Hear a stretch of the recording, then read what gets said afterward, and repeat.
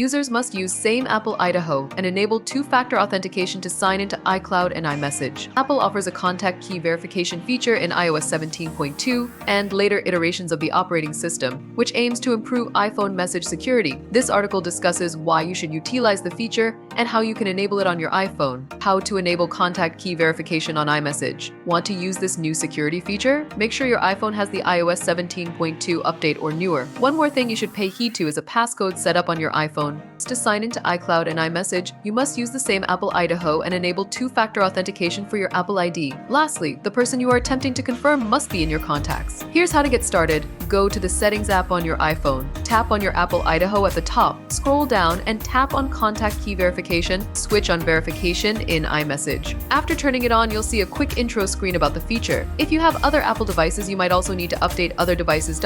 And if you can't update an older device, sign out of iMessage on it before enabling this feature. How to verify identity on iMessage. Verify your own identity on iMessage. 1. Go to Contact Key Verification in your Apple Idaho settings. 2. Choose Show Public Verification Code. 3. Now copy the code and share with others. Verify identity of others on iMessage. 1. While chatting with someone on iMessage, tap the contact's name. 2. Choose Verify Contact. 3. Both of you will get a 6-digit code to check.